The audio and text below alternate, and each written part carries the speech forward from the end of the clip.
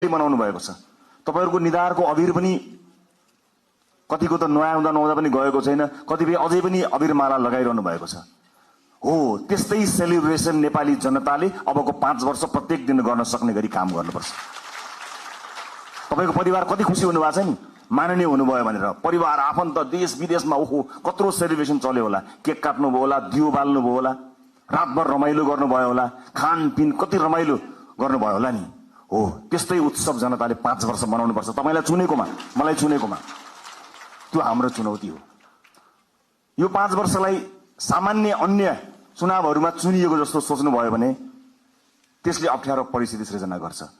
आदरणीय साथीहरु, मलाई थाहा छ राजनीति यसै गरी चल्छ भनेर कहीं कतै मानिसहरु त्यही ढंगले दौडधुप पनि मैले गरेको कहीं कतै देखिरहेको छु। राजनीति त्यसै गरी चल्नेवाला छैन। नथिङ, कुनै पनि चीज हिजो जस्तो चल्नेवाला छैन। काँचुली फेर्ने हो, सरलक्कै काँचुली फेर्ने हो। सरलक्कै काँचुली फेर्नका लागि भनेर नेपाली जनताले हामीलाई त्यो अभिमत दिएका हुन्। हामी कानून बनाउन आएका हौं।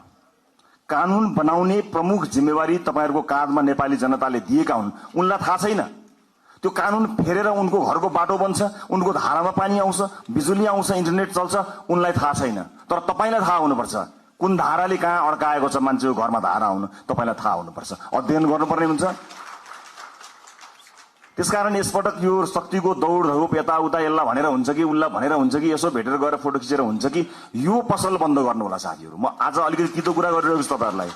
एज अ ल मेकर, कानून निर्माताका रूपमा तपाईहरुको जिम्मेवारी, हाम्रो जिम्मेवारी अत्यन्त गहन छ। कयौं पछिल्लो परिवर्तन संविधान कार्यान्वयन हुनका लागि समेत कानूनहरु बन्न सकेका छैनन्। संविधान निर्माण भएको यति लामो समय हुँदा समेत विभिन्न बाधा अडचनहरु भए। तर नेपाली जनताले अब हामीलाई कुनै बहाना बनाउन नपाउने गरी दिल खोलेर स्पष्ट र लगभग 2/3 बहुमत दिएका छन्। अब केको बाधा, अब केले अड्काउँछ हामीलाई? अब अड्काउने भनेको तपाई हाम्रो नियतले मात्रै हो। र अर्को कुरा, धेरै लामो अनुभव त मेरो राजनीतिमा रहेन। जति समय राजनीतिमा रहे सबैभरि विभिन्न किसिमका प्रहारहरूको सामना गर्नु पर्यो। यो पार्टी जन्मेदेखि यसमाथि प्रहार भयो। पार्टीको नाममा मुद्दा चल्यो। यो पार्टीलाई जन्मैदेखि कुल्चने कोसिस भयो, बचाउँदै लिएर आउन सक्यौं। यो पार्टीको चुनाव चिन्हमा मुद्दा चल्यो। यो पार्टीको चुनाव चिन्ह नै भत्काइदिने गरी प्रहारहरू भए स्थापित राजनीतिक दलहरूबाट, विभिन्न स्वार्थ समूहबाट, विभिन्न